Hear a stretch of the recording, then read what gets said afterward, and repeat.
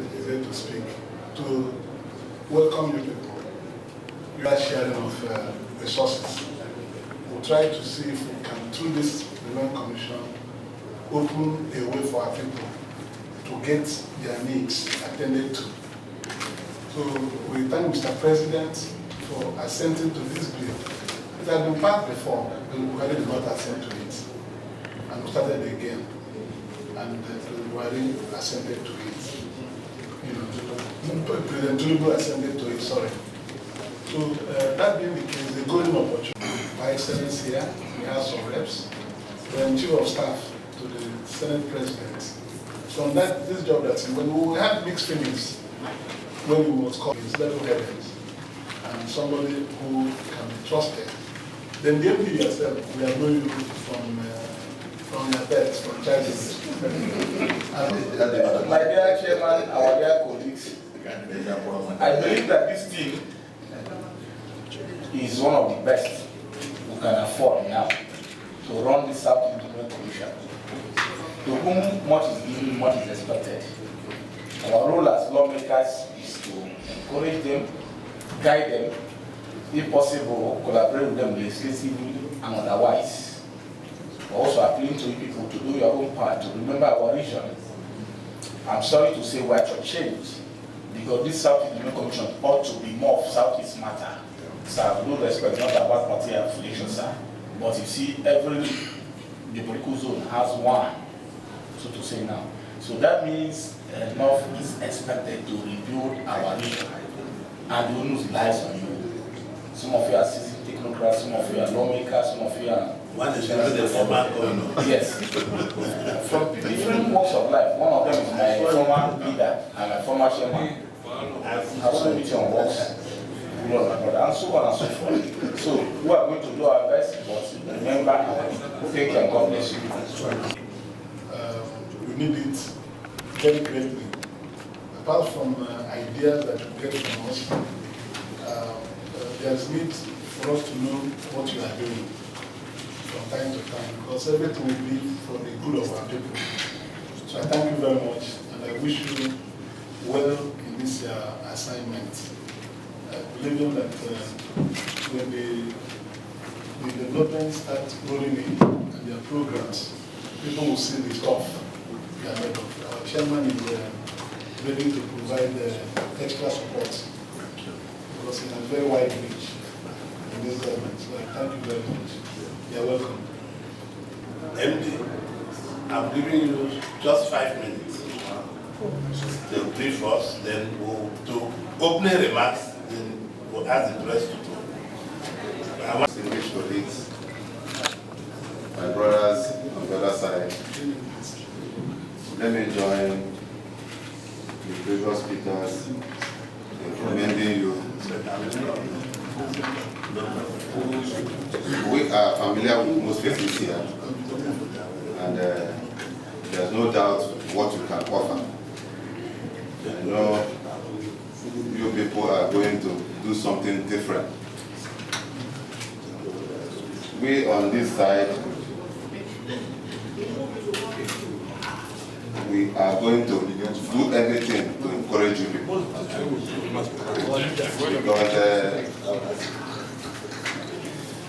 Because the Southeast, like you know, has been so down in the scale of things.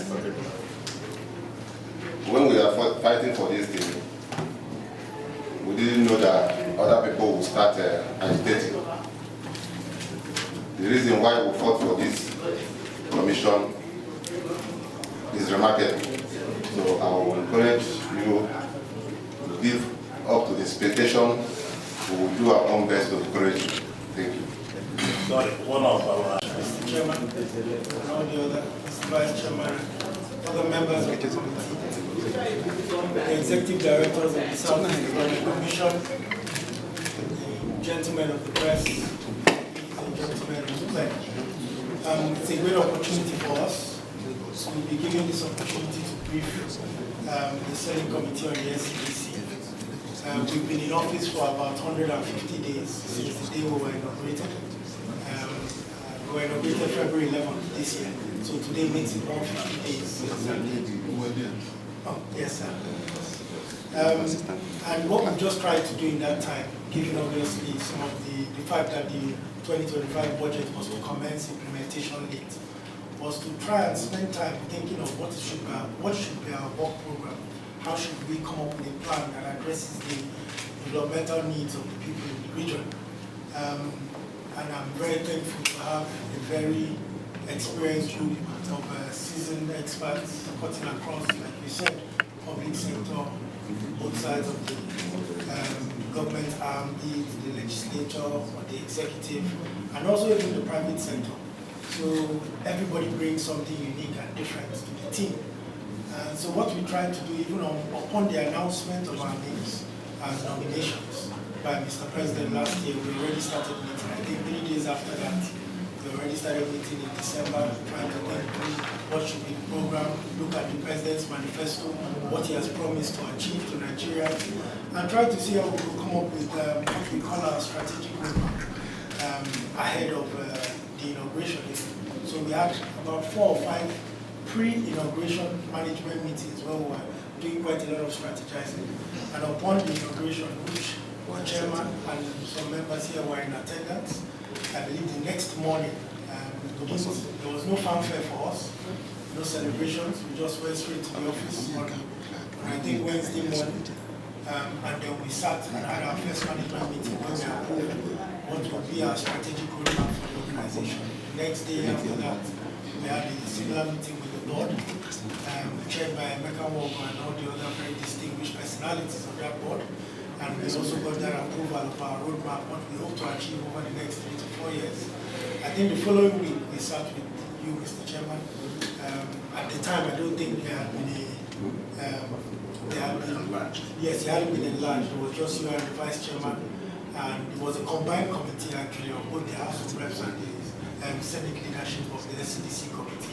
We made a similar presentation, and then continued from there on to meet about 60 different ministries, departments and agencies, organized private sector in the Southeast, civil society organizations, international donors. All of this we just try to put together. It's one thing to have a plan. When you come up with a plan, that plan is a plan for maybe the management. The second you get the next approval at board, it becomes SEDC's plan. But by the time you go SEDC on the executive side, by the time you now go to the National Assembly, make that presentation, get their buy-in, it becomes SEDC, and the SEDC plan as approved by both the National Assembly and the executive team. We moved on to the governors, we got their input, spent a week touring each of the states, sitting with the governors for at least 3 hours, presenting, hearing from them, then presenting our plan, and then asking for their buy-in and their contribution, because they have the responsibility at the sub-national level for development and infrastructure development of the region. We then continued and proceeded with the private sector. So all these different steps, because all these are critical stakeholders who are necessary for the successful rollout and implementation of that plan. And as God would have it, over the next, I think on our 104-day mark, we were in Abuja actually. The entire team was at the Ministry of Finance, knocking on the doors to confirm when we might be getting resources. And we received a call from the State House Chief of Protocol requesting that we come and make a similar presentation to understand exactly what we were doing. In his own words, Mr. President said he has been seeing what is going on, but he has not heard. So he needed to hear what we intend to do, how we intend to mainstream his manifesto promises to the people of the region, and also marry their aspirations and bring all of that into one plan for the region. And we left that meeting with a pat on our back, or telling us that we should go and fast-track implementation. And since then, we've also had a number of other events. Last week, I think just to respond to the point raised by the Vice Chairman, the event we held last week was one where, as you know, we haven't commenced the implementation of our budget, so we have friends on the other side of the divide, the international donor agencies and co, who are open to supporting a meeting with a roundtable of international development organizations, where we could also present the SEDC plan and get their input, and also get their buy-in into some of the initiatives that we're doing. So they selected that date, and they only gave us 6 days notice. But as soon as we got that, I actually passed on invitations, both to the chairman and the vice chairman and the rest of the committee, to the clerk about 6 days before the event. We didn't have any sort of control around the selection of the date, but it was a very critical meeting, because after that meeting, all the international development organizations have got on vacation for the whole of summer. They'll be back by the end of August. But we used that opportunity to share our plan, and which I'm hoping that we will spend maybe some 20-30 minutes here taking this committee through the plan after the... No, not today. Okay. Not today. Okay. But now, the orange is going to another committee. Okay, then maybe I should just summarize it in 5 minutes. Yeah, you can. Okay. Yes. So thank you. The 5 minutes that we're giving you, The one I spent was for the media. And I was hoping that after the media leaves... But you know you are now the one timing yourself. Chairman gave you 5 minutes. We've been in office for about 150 days. And in that time, we've tried to do quite a number of things, developing a plan, ensuring that that plan reflects the yearnings of the people from the Southeast. Also ensuring that the plan is aligned to the Renewed Hope Agenda Manifesto of Mr. President, and then went on extensive stakeholder engagement with numerous stakeholders, private sector, government organizations, state governments, local governments, academia, CSOs, and all of that.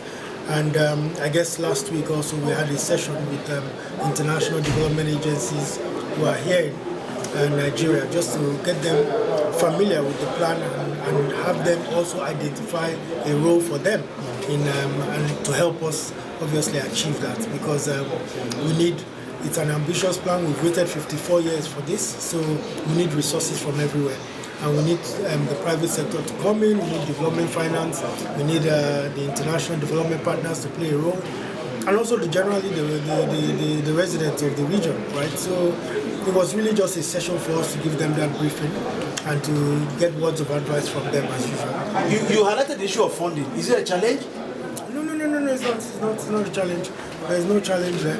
It was very clear that when the budget was passed at the start of the year, the implementation of the 2025 was to commence around now.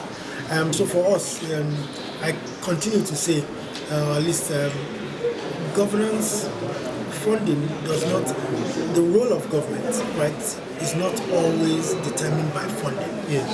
What people see that funding does are projects and programs. But the process of putting together a clear plan, putting together a policy, ensuring that you've gotten stakeholders to buy into that plan, this is ultimately the most important part that determines the success of the organization. So that's what we've tried to do in the time that we had. And so we don't see it as a problem at all. Okay, 150 days in office. How has it been? As the chairman? I'm not the chairman. I'm the MD, sorry, so to say. No, it's been good. It's been good. We've tried to work hard and spend that time, like we said, building out the institution, hearing from people, because ultimately I continue to tell you, or I say it every time I get the opportunity, that as government, we're policy makers. We're the ones that formulate policies, right? But you formulate policies that will end up impacting the lives of the people. Now, those people are broken into stakeholder groups. To be successful, you must hear what they want. So we've held extensive stakeholder engagements over the last 150 days, hearing from the people of the region, hearing from critical players, critical stakeholder groups around what they want and what their expectations are for the SEDC. And right now, we're very confident that we've been able to put together a plan that addresses that. So I'm sure very soon we'll start to see some of our work. Thank you.